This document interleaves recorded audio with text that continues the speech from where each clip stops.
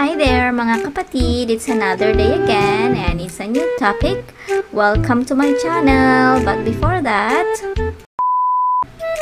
kung bago ka pa lang sa channel ko, please don't forget to subscribe and hit the notification bell para sa latest update, and paki-like and share mo na rin. Isang linggo bago ang pagpa-file ng Certificate of Candidacy para sa 2025 midterm election ay hindi na may kakaila na kahit saan ka lumingon ay kapansin-pansin at ramdam na ng taong bayan ang mga tatakbo sa iba't ibang posisyon, mapasenado man o lokal na posisyon. At sa kabila ng kampanya ng ilang individual at grupo lalo na sa social media na naisimulat ang taong bayan sa mga politikong hindi na dapat iboto, ay isa masaklap pa rin katotohanan na marami pa ring nahahalal sa mga ito. Pero considering na majority pa rin ay uneducated ng mga botante, marami pa rin lalabas sa kanila. Labanan ng pera yan, labanan ng... Kaya they will maintain that kind of uneducated electorate para manatili sa kapangyarihan. Samantala, iminungkahi naman ni dating Chief Presidential Legal Counsel Attorney Salvador Panelo na tumakbo si dating Pangulong Rodrigo Duterte ngayong 2025 midterm elections. Sabi ko, tumakbo kang senador. Kasi una-una, iba na yung may posisyon ka. Ngayon, talagang wala kang posisyon, inaapi ka eh. Pag senador ka, hindi ka nila maapi ng ganon. Pangalawa, since inilulunsad ko nga yung 2028 Duterte, yung pagtumakbo kang midterm, doon makikita kung malakas ka pa sa tao. Kung mag top 3 ka, tuloy mo ang Vice President bid. Pero kung mga number 8, 9, 10, 11 ka, huwag ka na tumakbo. Kasi ibig sabihin humina ka. Kaya magandang barometro yan. Para naman aniya masiguradong makapasok ang mga ini-endorsong kandidato ng dating Pangulo. At sabi ko, patakboy mo lang sa PDP laban, ikaw, si Bato, at saka si Bongo, sigurado panalo kayo. Pero kung magpalagay ka ng mga iba dyan, maging etso-diretso kayo. Samantala, ayon naman sa dating palace official na magkakaroon lang ng pagbabago sa mga iluluklok sa pwesto kung... Kaya yung panukala ko po na mapag-aralin natin ang lahat ng Pilipino na libre, hindi mangyayari yun. Mangyayari lang yan kung magkaroon ng revolusyonaryong gobyerno. Mangyayari yun. Para sa Diyos at sa Pilipinas kung mahal, Carlo de la Peña, SMNI News. So, yun, yung naging opinion ni Attorney Sal, which is I agree. Pwede din naman yung sinabi niya kanina na syempre, yun pa rin yung minumungkahi niya, Duterte talaga sa 2028, which is ang lakas nun kung tutuusin. Magiging Duterte tandem. Ang ganda na sana nun. Pero, depende pa rin yan kasi kay Pangulong Duterte kung tatakbo siya. Although, syempre, gusto natin na kahit pa paano enjoy na lang din niya yung pagiging civilian niya ngayon. Kasi alam naman natin yun yung gusto niya na mag-focus na lang sa mga apo niya, which is nabanggit niya dati yan. But of course, tayo naman ng mga Pilipino, we're still hoping na sana at least maglingkod pa siya kasi nakita na natin kung gaano kaganda yung palakad niya sa bansa natin noon. And we know na 6 years yun na hindi talaga yun enough para sa isang Duterte na alam natin na matuwid talaga. Which is, yan talaga yung matuwid na daan. Na hindi yung parang sinabi dati ni Pinoy na sumalangit nawa ang kaluluwa na matuwid na daan. Ito kasi si Pangulong Duterte talaga nakafocus talaga sa improvement ng ating bansa na binali nitong sumunod na administrasyon. Kasi nga, dahil bangag nga sila, diba? So, that's it. So, mag-jump tayo sa next topic. Meron lang akong ipapakita sa inyo.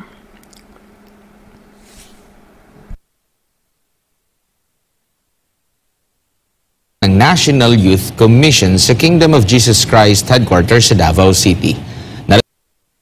Itong balita ni Jean Domingo.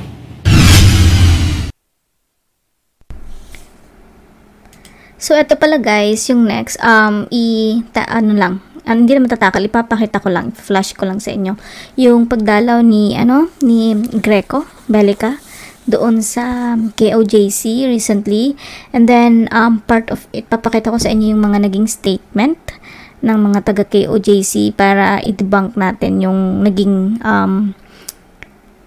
anong tawag doon, naging statement nung alias ano na yon, yung sino na yon, yung Stone ba yon? Basta mamaya papakita ko sa inyo yung mga kasinungalingan ng babaeng yon, yung nagsasalita against pastor din. So, pero before that, ipapakita ko yung slide lang, yung mga naging statement ng mga ibang members ng KOJC. And then, there's one video as well na nagsabi din na I think member din ng KOJC. Nakuha ko siya sa SMNI USA. So, eto muna. Play natin. Matapos ang halos 2 linggong KOJC compound siege sa Davao City, nagkaroon ng pagkakataong bumisita ang dating chairman ng Presidential Anti-Corruption Commission na si Greco Bellica at dating chairman ng National Youth Commission na si Ronald Cardema sa lugar. Layunin nilang kamustahin at tingnan ang lugar matapos ang 16 na araw na paglapastangan sa sagradong KOJC compound. Nagpahayag ng reaksyon si Bellica sa karumal-dumal na paglapastang naganap sa religious compound. Well, it's really heartbreaking kasi nakita ko to maayos to maganda, hindi lang maayos, maganda and yung labor, effort, neat, nice and proper, lahat yung binaliwala Tapos it was a invasion of our right to life, liberty and property. Lahat talaga binayolate for political purposes or diba, yung differences na in the first place karapatan naman natin lahat ng magsalita, to give our grievances, and tapos talagang inapin nila and they didn't do it for 1 day, they did it for 16 days. So talagang nakakadurog ko ng puso. I could not imagine anong klaseng, bakit talaga ginawa yun sa isang religious compound, diba? Na walang awa, walang takot man lang sa Diyos.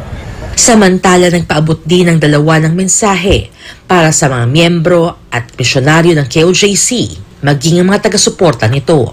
Masabi natin sa ating mga miyembro sa KOJC, for the longest time, nagpapasalamat tayo sa inyo. Kayo ang isang grupo sa Pilipinas, maliban sa Armed Forces, maliban sa PNP, kayo ang isa sa malaking grupo na naninindigan laban sa New People's Army. Kayo ang kasama ng gobyerno sa paglaban sa NPA.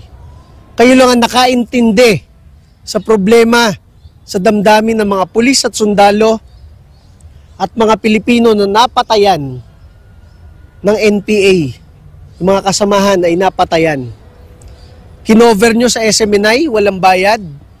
Kinover nyo lahat ng operation ng AFP at PNP para ipakita ang pagsugpo natin sa NPA. Ang masabi ko sa inyo, sinabi lang ni Pastor Kibuloy, tatag lang.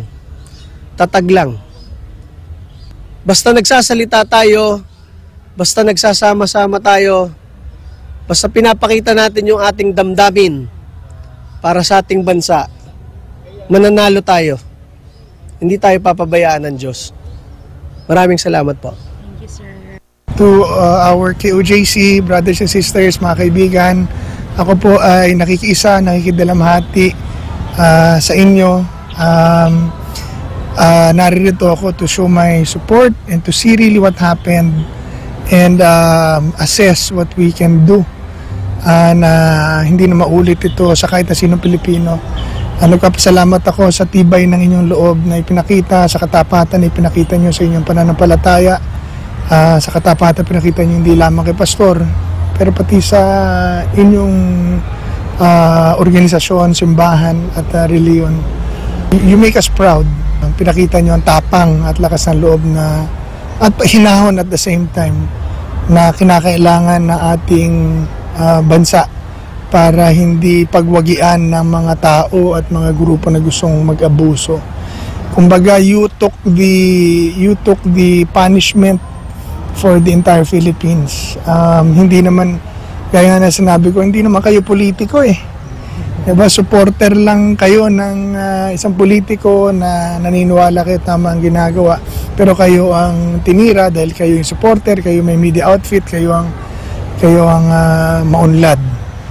Pero kaya ako ay nagpapasalamat sa inyong sakripisyo at nananalangin na ang Panginoon Diyos ang magbibigay parusa sa mga at ganti sa mga taong gumawa sa inyo nito at magpapala naman po sa inyo. So, asahan po ninyo na sa abot ng aking makakaya, dadalhin po natin ito sa katarungan. Hindi man ngayon, dahil wala tayo sa kapangyarihan, pero ang katarungan ng Diyos ay hindi nila matatakasan. So, sabi nga ni Pastor, tatag lang, huwag susuko, sama-sama tayo, then matatapusin po ito. Tatapusin ang termino nila. At ang kaparusahan ng Panginoon Diyos sa mga mali nilang ginawa ay sigurado natin na ibibigay sa kanila. Salamat po sa inyong sakripisyo. Matatadaang kilala ang dalawa bilang mabuting kaibigan ng butihing pastor na si Pastor Apollo Sikibuloy at masugid na taga-suporta sa gawain ng Kingdom of Jesus Christ. Para sa Diyos at sa Pilipinas kong mahal, Jean Domingo, SMNI News. So, yun mga kapatid, yung kay Greco Bellica. So, nakita naman natin yung concern nila sa KOJC, which is lahat naman tayo nakisimpatya sa 16-day na siege dati ng mga pulis sa KOJC, which is alam naman natin lahat. At kung nakasubaybay talaga kayo, yung 24 hours nila na coverage noon, mapapanood nyo pa rin sa page nila sa kapartner mo sa balita, I think, yung SMNI, na alam naman natin na ano talaga yon, yung sobra yung paglusob ng mga pulis doon, na alam naman natin na overkill, tapos ano yon, hindi naman tayo bulag, di ba? Nasaksihan naman natin lahat yon, yung mga pang-aabuso ng gobyerno, which is tama doon si Greco Bellica. Alam naman natin talaga na ano yan, nasa side yan ni FPRRD. So, sa ngayon ata, ano na sila nalinis na nila, I think, and then, ano na rin sila, nag-spray na rin sila ng oil, yung parang holy oil ata nila yon. Kasi ganun yung ano nila, yung belief nila. Which is lahat naman tayo, kahit iba-iba tayo ng religion. Ako mismo, I'm not a member of KOJC, pero nakikisimpatya ako sa kanila at talagang every time na mapapanood ko, naiiyak talaga ako, na minsan hindi ko na mapigilan yung emotion ko, na iniisip ko na ano ba naman yan, yung parang nanggigigil talaga ako. Pero syempre, bilib na bilib talaga tayo sa ano nila, sa pananampalataya talaga nila, at saka kung paano talaga sila na-raise at naturuan ni Pastor, yung mga teachings niya, yung mga ano ni Pastor Billy, ni Pastor sa kanila, at nakita natin kung paano talaga sila nahulma as one, alam mo yun.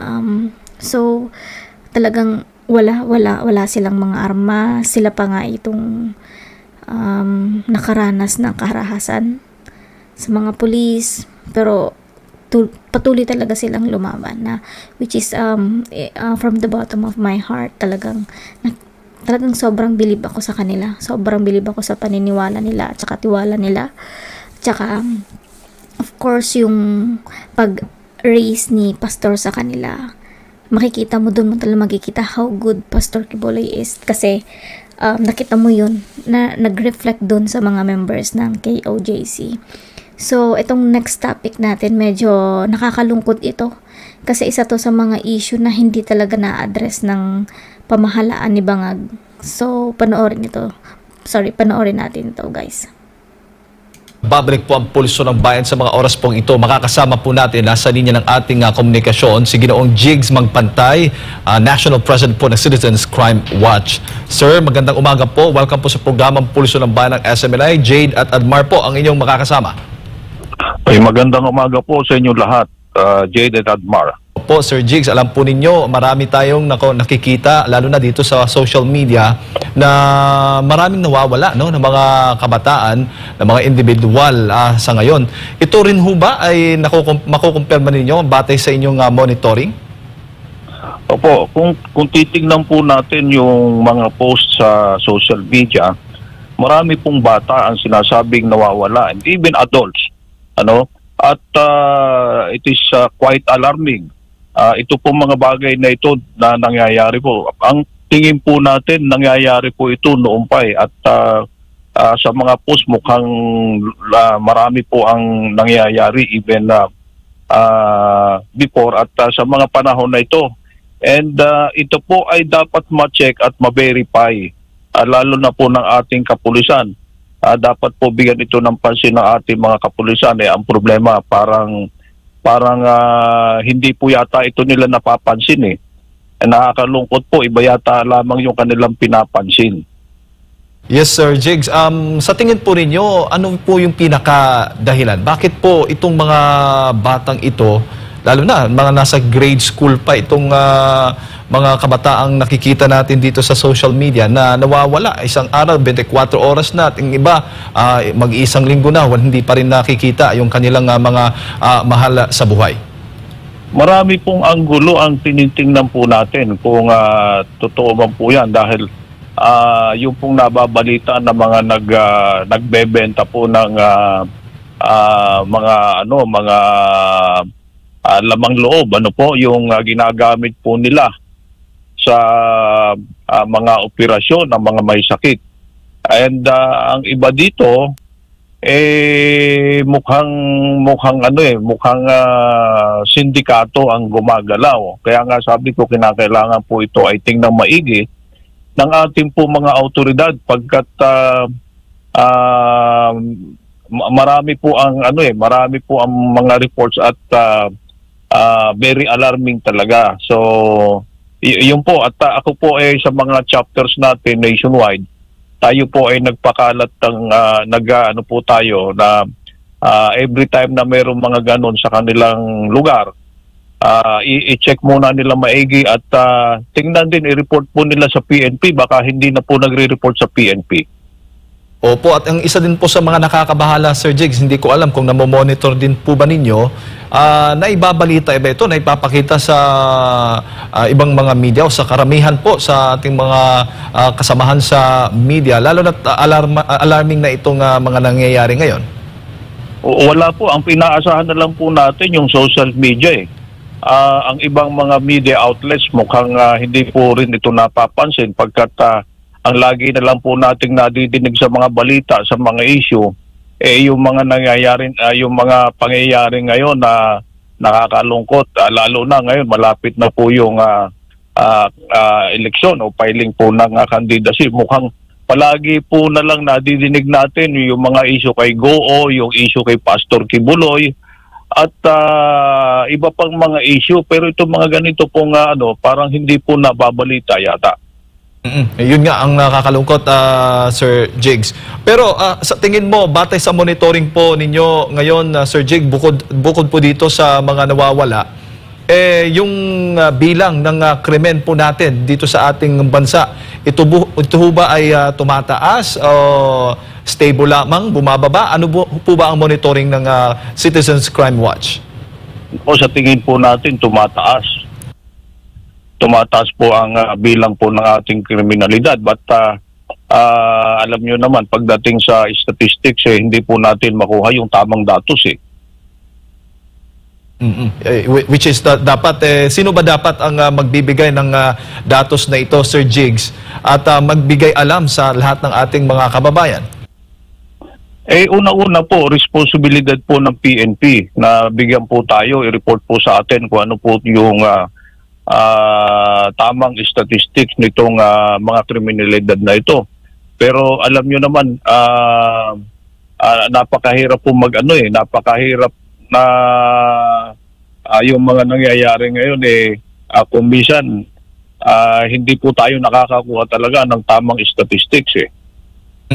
Itong pinag-uusapan natin sa social media pa lamang, Sir Jigs, meron bang mga ibang reklamo din na direkta na ipapaabot po sa inyo at humihingi din ng tulong yung mga kababayan natin dahil nga same na issue, itong mga nawawalan nilang mga mahal sa buhay? Meron din po, at alam nyo naman kung minsan yung ating mga kababayan mas ginugusto pa po na mai-report muna sa atin, lalo na po sa social media. Ngayon, napakalaki po ng role na nagagawa ng ating social media. At kung minsan, imbes na idirekta po sa autoridad natin, mas ginugusto pa po nilang i-report sa gaya po dito sa Citizens Crime Watch. at iba pa mga anti-crime groups, ano? At kapag ganito po ang sitwasyon, para nakikita natin, humihina po ang kanilang tiwala sa PNP. Nako, dapat ibalik yung tiwala na yan dahil nga wala tayong ibang inaasahan.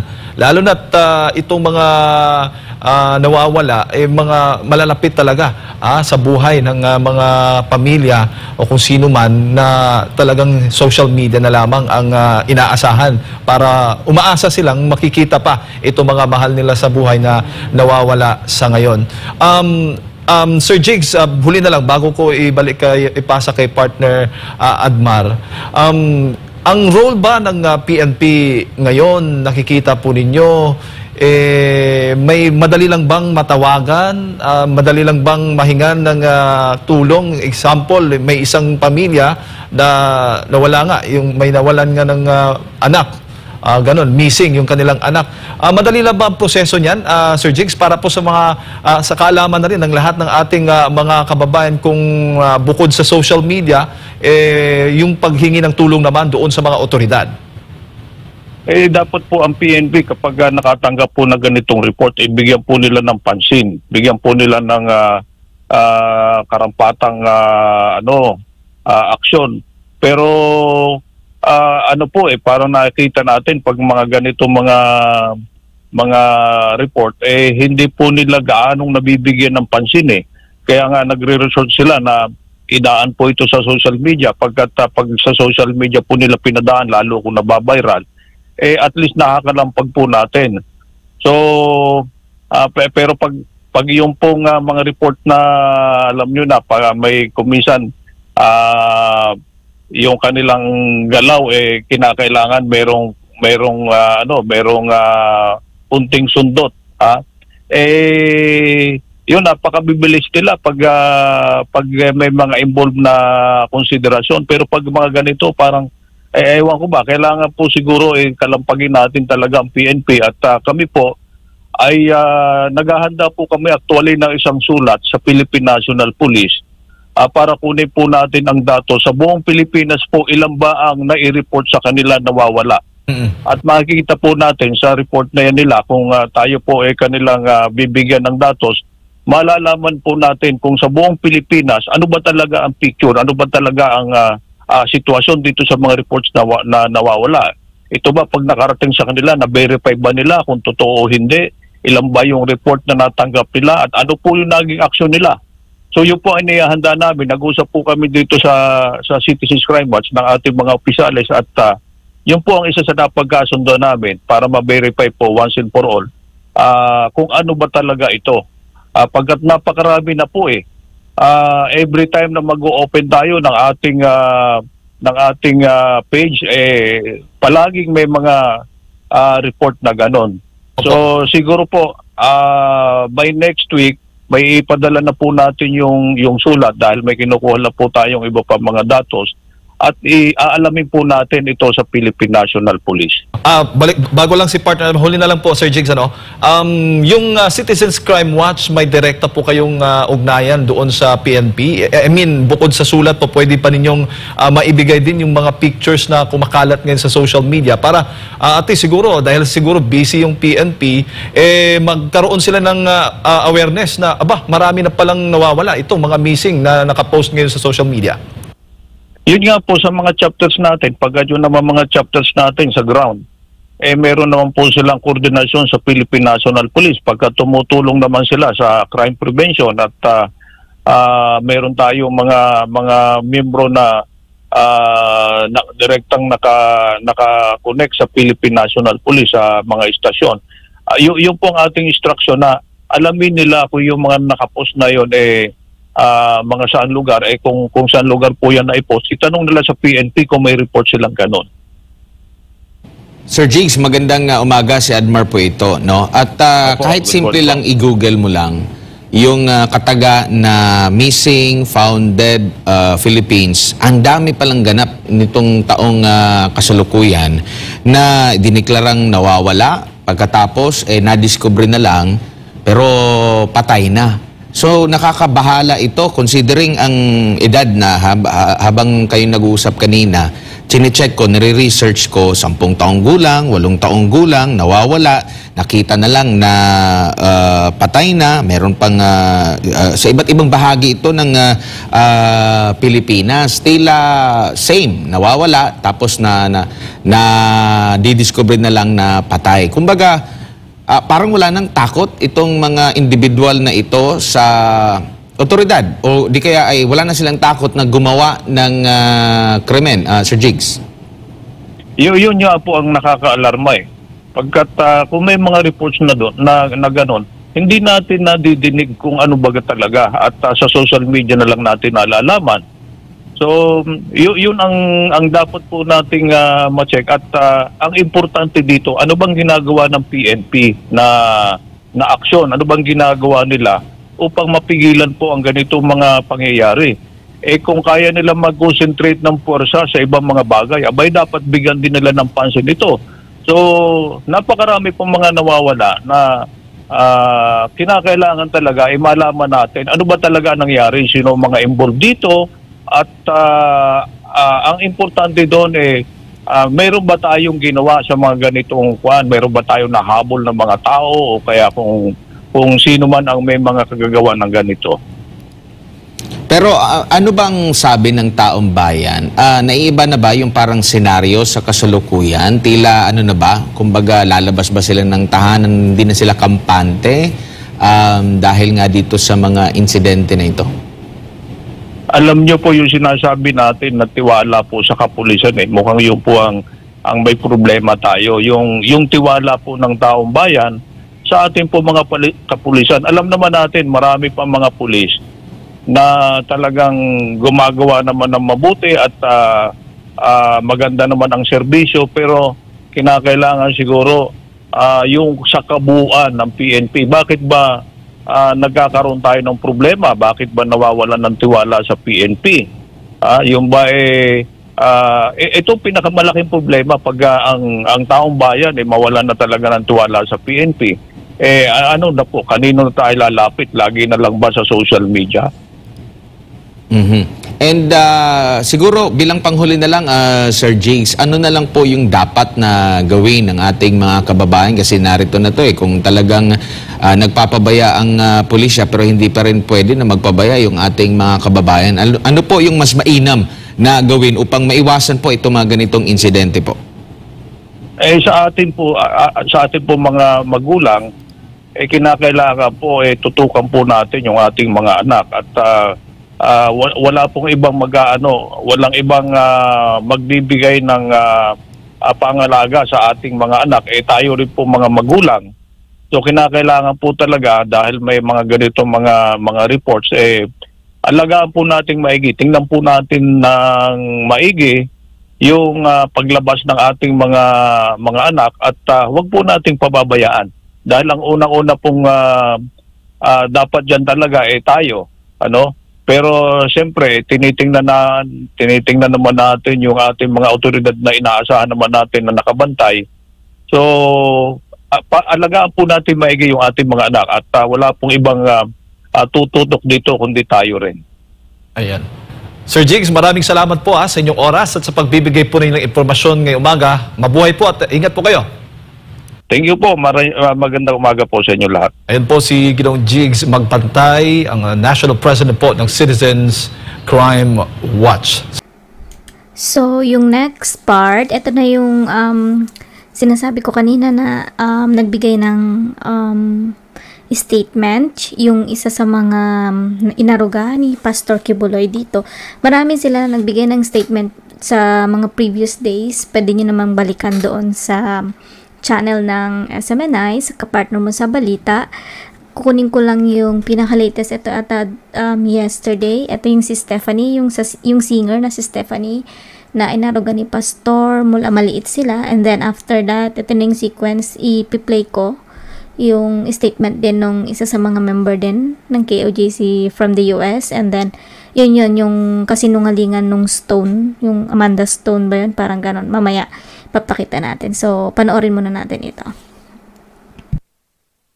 singer na si Stephanie Ibarra at ang kanyang pamilya ay nagsalita na ukol sa mga malisyoso mga parata na inadawit siya at iba pang kababaihan laban kay Pastor Apollo Siquibuloy. Si Stephanie at ang kanyang kapatid ay ilan lamang sa mga miyembro ng Pastoral Care Department na lumaki sa ilalim ng pag-aaruga ni Pastor Apollo at tinuturing ang butihing pastor bilang ama.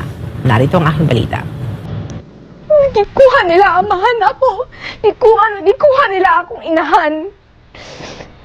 You are all I have. Magikuha pa nila sa ako,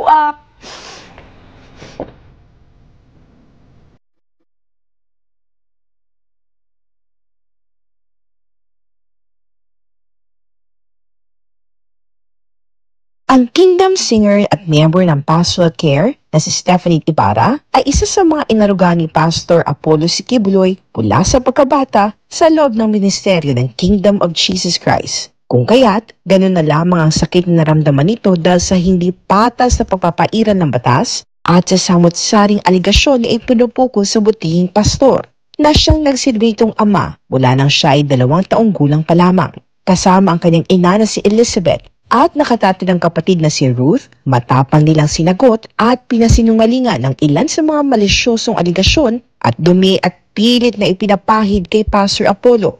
Ilan nga rito ay ang umunong pag-recruit ng KOJC ng mga kabataan, particular na mula sa broken families. Inaalok umano ng libreng edukasyon upang mahikayat na pumasok sa KOJC. Nilalagay sa Bible School ang mga kababaihan, ginugroom bilang pastoral at kalaunan ay gagawan umano ng pang-aabuso at kahalayan. Ayon sa ina ni Stephanie, hindi totoo na may pamimilit at recruitment na nangyayari para lamang may pumasok sa KOJC. Dahil sa pagkakaroon ng malubhang sakit noon, ilang beses siyang nagsulat kay Pastor Apollo upang sagipin ng KOJC ang kanyang mga anak dahil wala na siyang mapag-iiwanan sa mga ito. Sa sitwasyon ko, ako ang humingi ng awa kay Pastor. I even tried two letters. Doon naawa sa amin si Pastor na. Kinausap talaga ako ni Pastor na dadalhin ko si Tani at si Ruth sa Davao, pero yun kasama na ako. So, hindi nagre-recruit si Pastor. Nobyembre taong 1995, nagkupkupin ni Pastor Apollo ang kanyang pamilya. Ipinagamot siya at inaruga ni Pastor Apollo na parang mga sariling anak, sina Stephanie at Ruth. At iba pang mga kabataan na gaya nila ay mula rin sa matinding pangangailangan.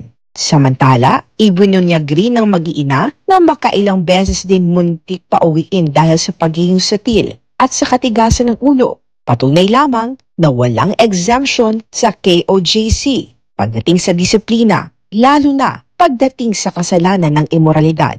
I'm sure na hindi talaga nagre-recruit. Kasi, nung nagpasawa yung mga anak ko, pinauwi kami ni Pastor. Nagmakaawa ako kay Pastor noon. Na kung pwede, bigyan pa kami ulit ng pagkakataon. Pag ang isang taon, bumagsak sa tukso ng immorality, ang ginagawa ni Pastor John Olabes, kung sasubmit siya, kung papayag ang isang tao na correct, makaka-undergo siya sa discipline. Pero ayon sa gusto ng worker, ng taong involved.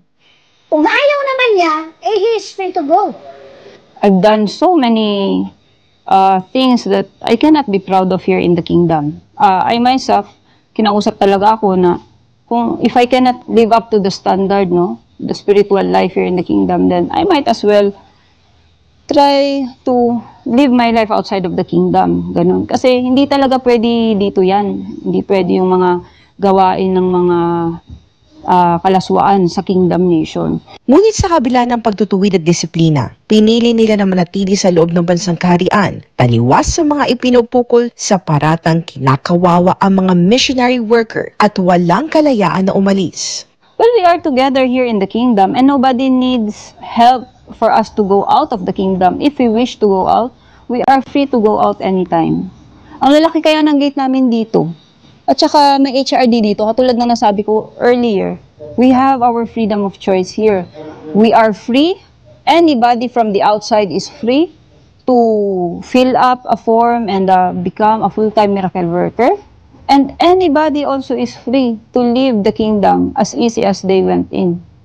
So, it's just a matter of freedom of choice ng tao na nandito. Kasi nandito kami, hindi dahil gusto ni pastor, hindi dahil gusto ng mama namin, hindi dahil gusto ng kahit sino mang tao. Nandito kami kasi gusto namin na nandito kami. Samantala, sa gitna ng mga malisyosong issue na lumalabas ukol sa pastoral department ng KOJC, ipinaliwanag nila kung ano ang ginagawa dito. For 30 years in the ministry, I have seen how they've been groomed. I am very, very thankful na anak ko nilagay doon sa pastoral. Ano bang tinuturo doon? Una, best, ang maging maayos ang kaisipan na walang malis. Bigyan ng integrity at dignidad ang buhay nila bilang babae. At number 1, bawal ang flirt-flirt. Okay?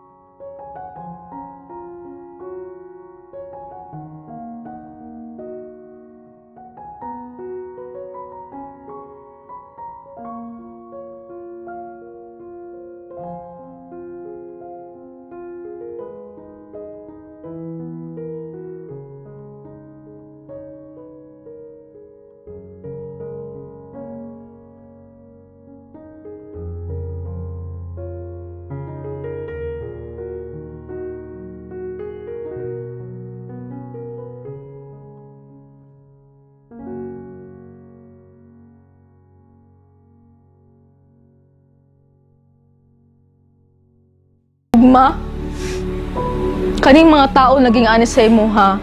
We don't know what we will do fast, Pastor, because we can die for you.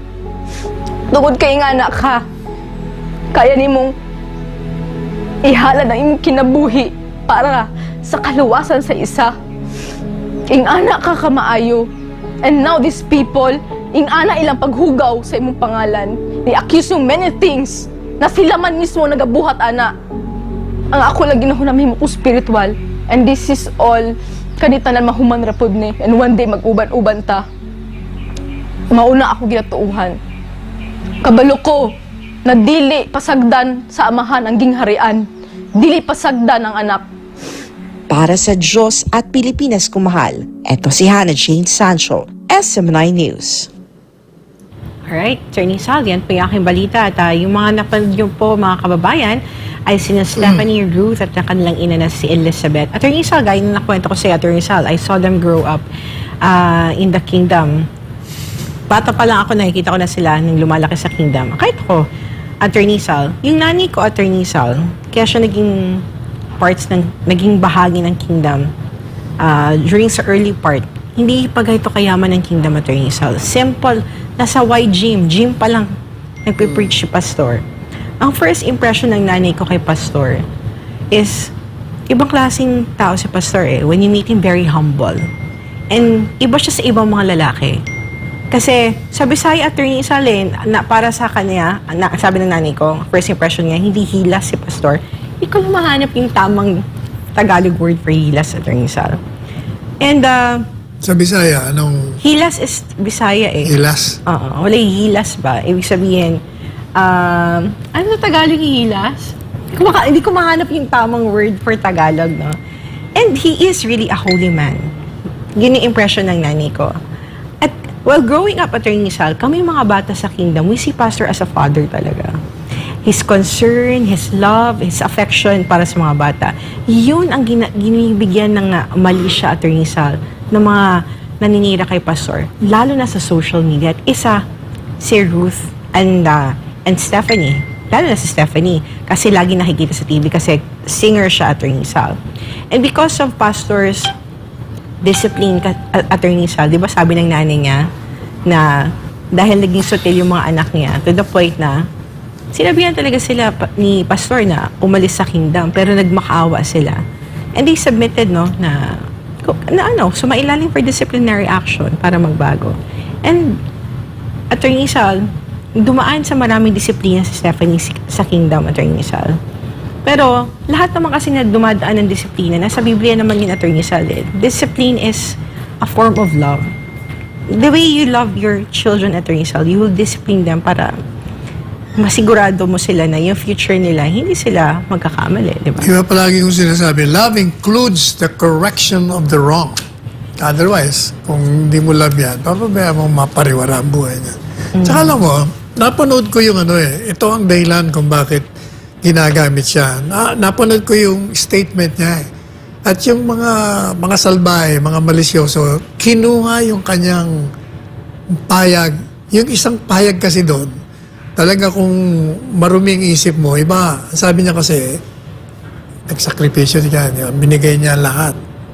Yung panahon niya. Etong controversial na sinabi niya, pati na ang katawan ko. Sinabi niya yun, naku, sabi ko, gagamitin to. True enough, yan o, parang pinalalabas nila. Pati katawan niya, binigay niya kay Pastor. Kaya yung demanda kay Pastor na sexual abuse, ipinapasa nila, tinatapon nila sa kanya. Ang ibig ko sabihin, ang binigay ang katawan niya, kumbaga, lahat na sakripisyo dyan.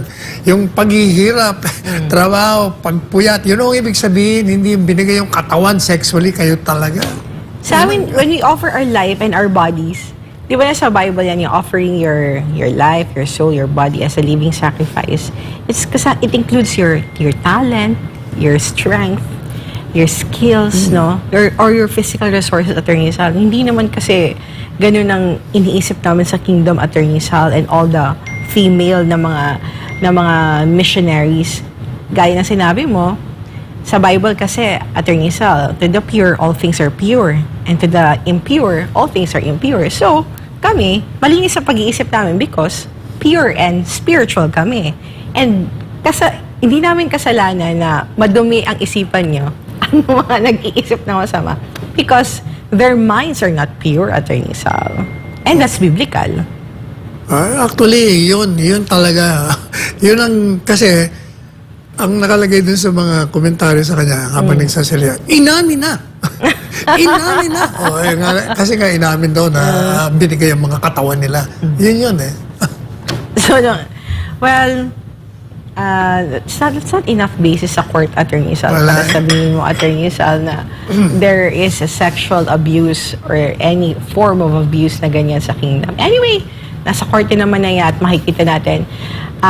It's just a play sa isipan ng publiko, no, na si Pastor ay an abuser, ano? Kaya nga lumalabas itong mga false witnesses, nagpapa-interview. Pero pagdating sa korte, wala.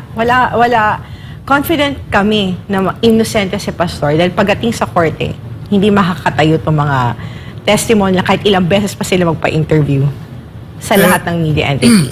Pero alam mo, ang realidad sa mga hukuman at sa Pilipinas, pag ikaw ay inilarawan na guilty, talagang delikado ka. Kaya sabi ko kay Pastor, kailangan mo mga tirador ng mga abogado dyan. Dahil maniwala ka, delikado ang labanan dyan. Kailangan marunong kung anong gagawin para under this present setup, maniwala ka, walang mangyayari. So, yun nga, pagkatapos nung statement nung mga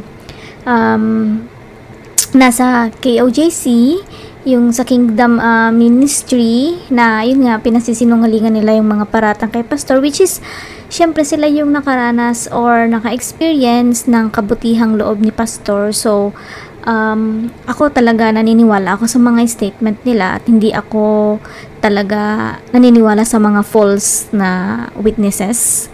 Alam naman natin na mga planted lang yung mga yon, gawa-gawa lang yan ni Virus lahat kasi nga ewan ko ba sa galit niyan. Kaya sa totoo lang kung ako lang iboboykot ko talaga yan na wag nang iboto kung tatakbo man yan sa susunod yung Virus na yan. Nang dahil sa kanya, yan, naglabasan niyang mga yan na alam naman natin, hindi naman tayo bulag at hintay tanga, alam naman natin na mga planted lang yung mga yan. Although syempre, mabuti na lang din at may mga supporting videos na kagaya nung kanina, yung kila Stephanie at yun ang sinuport din ni ma'am, ano lang ang pangalan ni basta yung sa kanina kasama ni Attorney Sal, sorry po mama,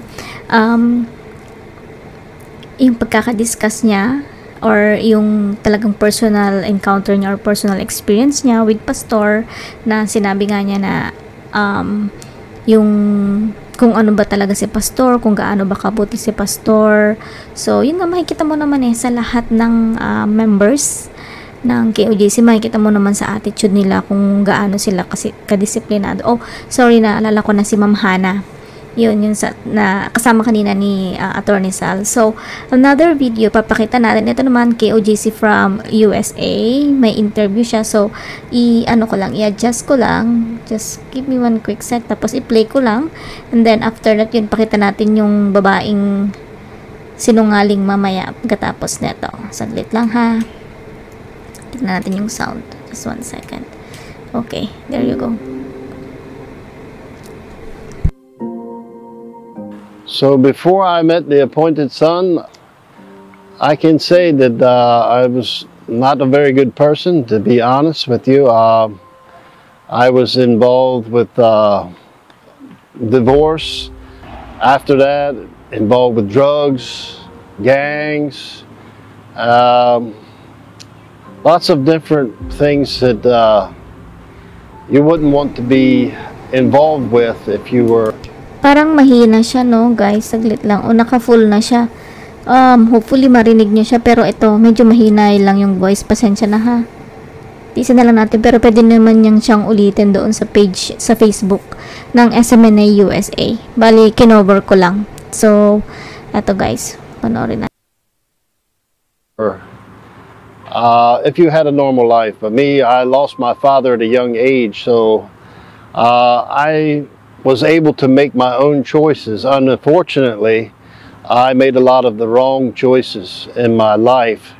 I sold drugs for 5 years, and I didn't think of anything else. I didn't have to work. I just lived off of that money and that income, and that became my life.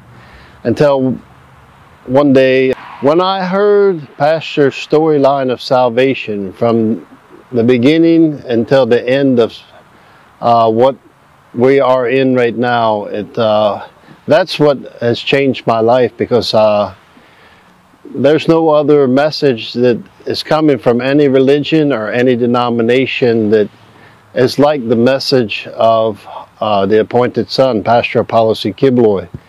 So it's a complete message. There's nothing left out, and it's complete and total commitment to the Almighty Father to become just like Him, just as He said in His words, you know. The message of repentance, the spiritual revolution, the changing of the spirit from within. What attracted me to the message of Pastor was they showed the fellowship of the Children's Joy Foundation, and I seen children there, and they're all happy, and their lives have been changed by the ministry. So I had also, later on, I did get to experience seeing those kids that I was watching on the video and how their lives was changed by the ministry. So yeah, that was really what attracted me, the love and the joy that every person really showed me in the kingdom from the very beginning. Even the people in the KLC when I first went there. So right now, I am a better person than I was before. I'm still on the process of becoming a son and daughter in my spiritual journey, in my spiritual growth to become an overcomer. I strive to reach the 3rd level of growth where we will all be sons and daughters. It's not easy, you know, but there's only one way that you can go, and that's the straight and narrow way. So this is the way I chose to go, and I'm going to continue until I become just like the appointed son. Pastor, you have brought me from a lot of different things, and you have entrusted me with things that I wasn't worthy of being involved in. You brought me to the Philippines. You gave me all of these privileges and opportunities, and I thank you for all of the things that you have done for my life, and I just hope that I could live up to what I wanted to do to make you proud.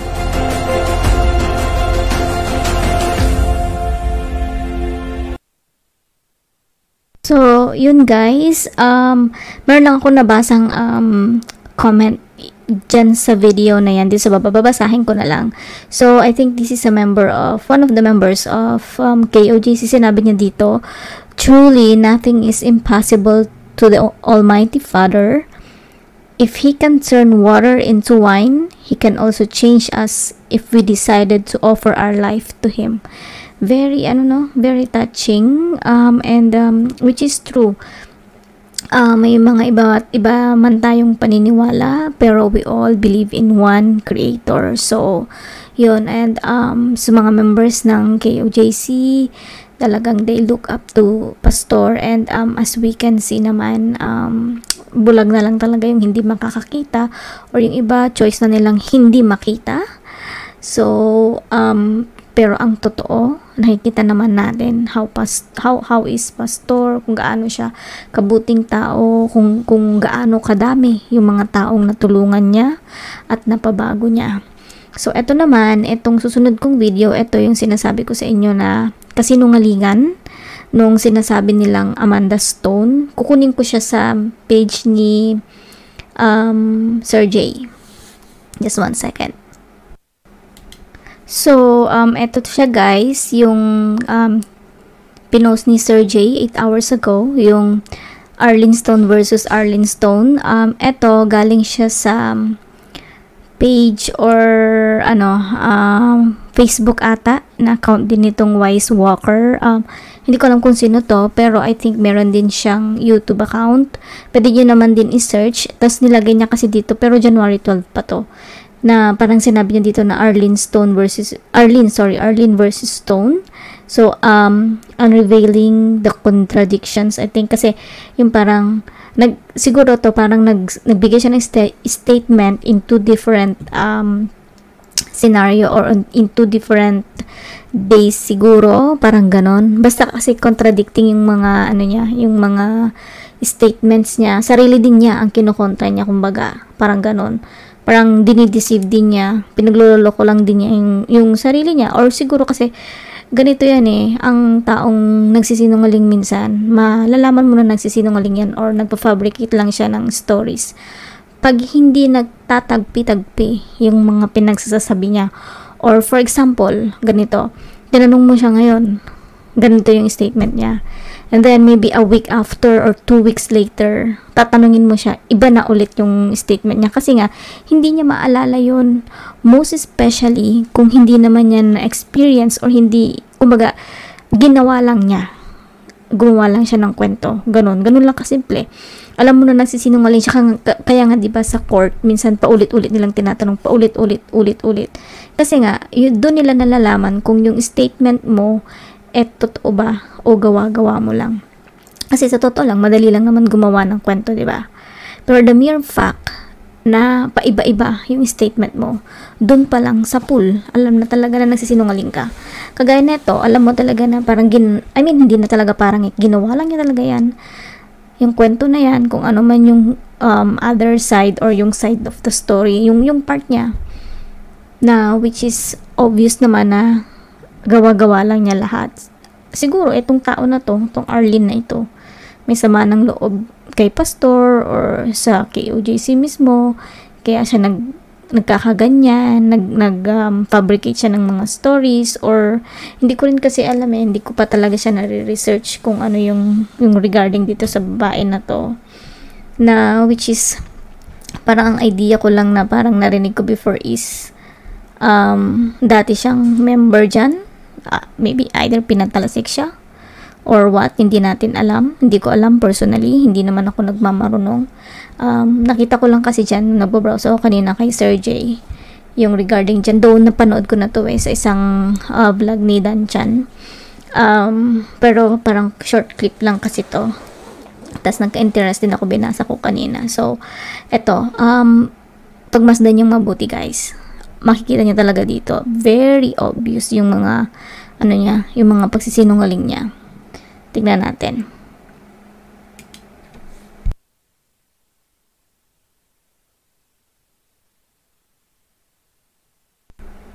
Oops, sorry guys. Wala siyang sound. Just one second. Stone's contradicting statements, Just proving that she is bear with me. Sorry. Okay, watch Arlene Stone's contradicting statements, proving that she is a certified liar. Listen closely to Arlene Stone versus Arlene Stone.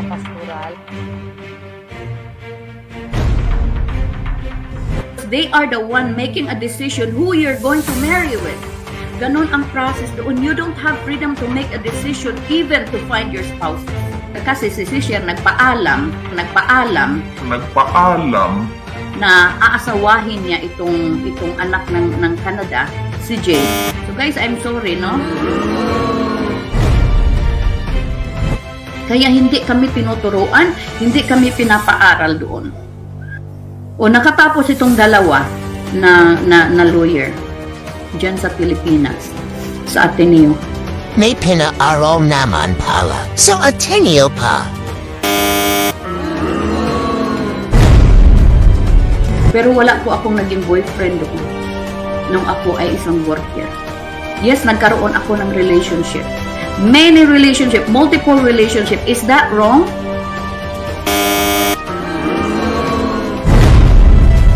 I do have my self-value and I believe it. Kaya ko mabuhay na walang lalaki. Divorce ako one time, tapos meron akong mga relationship. Ano, kasalanan ko ba? Sometimes we have to go through 5, 10 relationship. Wala silang paki kung ilan man ang gusto kong i-boyfriend dyan. Natatawa ako. Nung lumabas ako, yes, I was struggling. And all I have was my talent, my inborn talent. I know how to sing. Myself not your fault, but though you're still with me, I've been alone, all alone. Natatawa ako.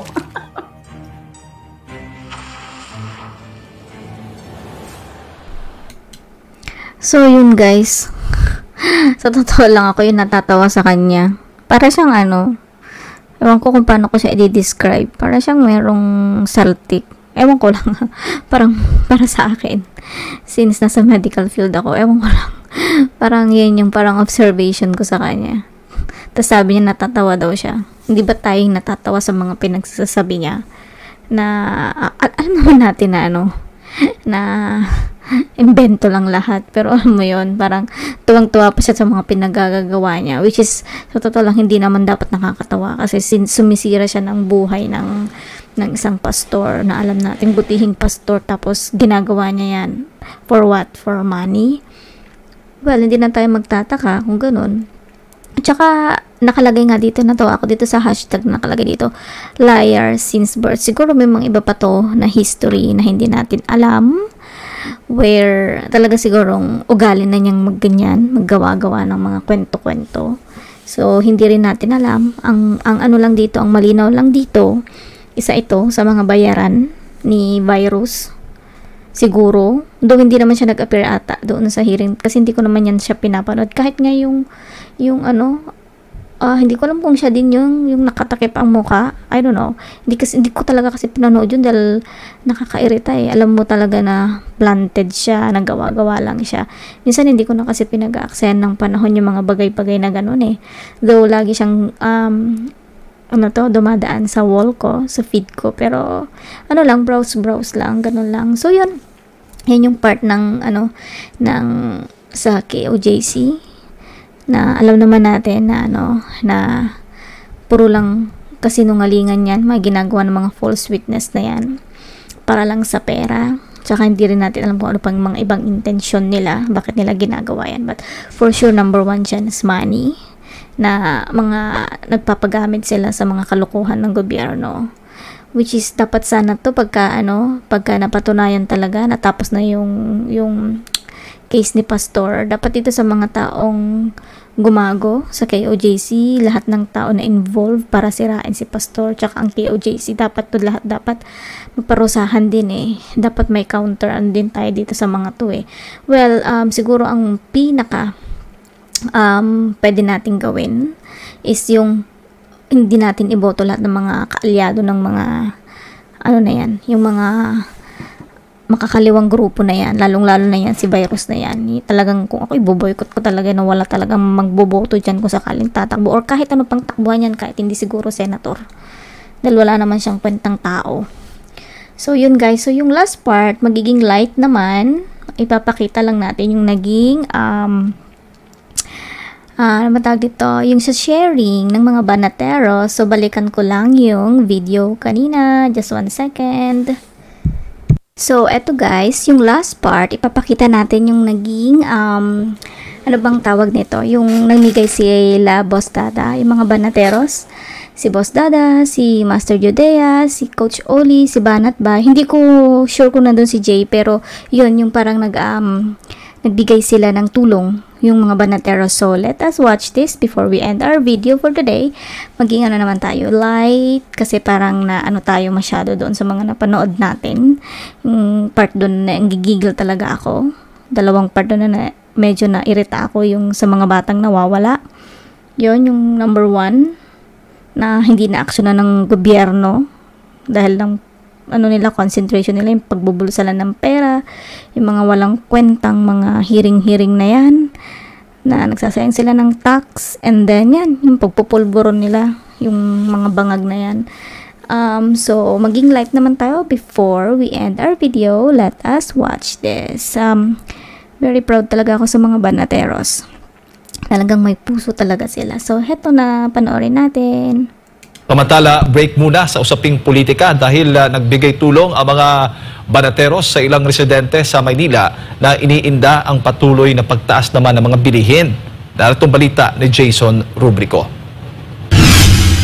Hirap ang tricycle driver na si Mang Michael na pagkasyahin ang kanyang kinikita kada araw para sa pangangailangan ng kanyang pamilya. Wala raw kasing hinto ang pagtaas ng presyo ng mga bilihin ngayon. Mahal rin ang bilihin eh. Kaya wala talaga eh. Kaya na? No choice. Anong mga nagmamahal ngayon? Bigas, mga gulay, mga karne. Malat yung mga bilihin. Hindi kasya sa kinikita mo? Hindi kasya sa kinikita. Ang iniinda ni Mang Michael ay siya ring hinaing ng iba pang mga residente ng Barangay 321 Zone 32 sa lungsod ng Maynila. Hirap na kasi maliit lang yung sinisweldo ko, 6,000 o kulang pa, magbabayad pa ako sa bahay. O, diba? Ang taas ng kape, asukal, kuryente, o, diba? Tubig. Sobra. Tipid na tipid ka talaga. Mahirap. Siyempre, wala nang pera yung tao eh. Kaya mahirap talaga. Masyado na bang mahal? Mahal talaga. Kapili ko lang ng bigas mahal eh.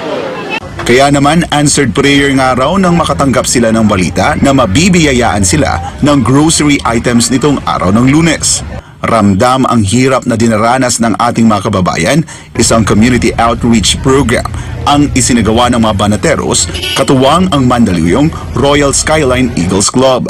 Break nga raw muna sila sa mga usaping politikal.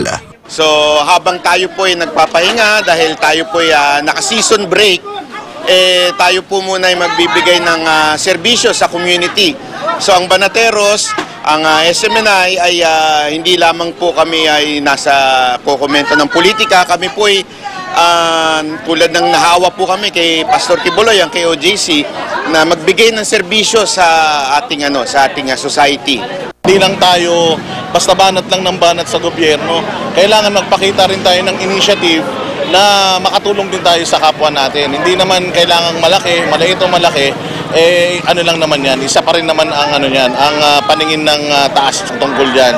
Dito po tayo sa Barangay 321, Zone 32, dito po sa Santa Cruz, District 3 ng Maynila, para magbigay po ng munting kasiyahan po para sa ating mga kasamahan po dito. Kaya tayo po ay nasisiyahan, nagagalak sa blessing na dumating sa atin sa araw na ito na ipapamahagi po natin sa kanila. Bags na may lamang grocery items gaya ng bigas, canned goods, noodles at iba pang bilihin ang tinanggap ng mga benepisyaryo. Namimigay tayo kasi ang hirap, ang taas na ng presyo ng mga bilihin, maraming nangangailangan. So, mas maganda, share your blessing, ika nga, di ba? So, kung meron tayong konti, yung konti, pwede mo paramihin, di ba? Ginawa yan, Ilang isda at ilang tinapay, nagpakain ng 5,000 plus, no? So, yung kakapiranggot na meron tayo, pamigay natin. Importante, makatulong tayo sa iba na mas kapos kesa sa atin. Napakalaking tulong nito, lalong-lalo na doon sa mga kababayan natin na naghihirap. Kasi dito sa Maynila, no, yung mga iba na kababayan natin galing probinsya, ang trabaho nila dito isang kahig, isang tuka. Tatrabahuin nila ngayong umaga, kakainin nila mamayang gabi. So kahit pa paano, ito pamimigay natin, malaking tulong ito. Malaking bagay lalo na yung mga nasa ibaba ng komunidad natin ngayon dahil talagang alam naman natin sobrang lahat nagmamahal. Actually, ang commitment talaga ng Eagle sa community is community service. Talagang nabuo yung grupo para gumawa ng community service, tumulong. Malaki naman ang pasasalamat ng mga residente sa grocery items na kanilang tinanggap na alalay malaking tulong para mairaos ang pangangailangan ng kanilang pamilya. Malaking tulong sa akin to, sa pamilya ko. Kasi may bigas na ako, hindi na ako bibili. Siguro mga 2 o 3 araw, pwede na rin, di ba? Isa Malaking tulong. Malaki na rin tulong. Bakit? Malaki rin ang tulong. Bakit po? Siyempre, may bigas, may nilata. Tiniyak naman ng mga banateros na hindi rito natatapos ang mga tulong na ibibigay nila sa mga nangangailangang komunidad, partikular na sa Metro Manila. Para sa Diyos at sa Pilipinas kong mahal, ako si Jason Rubrico, SM9 News. Ayan, partner, bago lang tayo magtapos, So, yun guys. So, natapos din pala. Dito sa part na to, nag-stop na rin yung,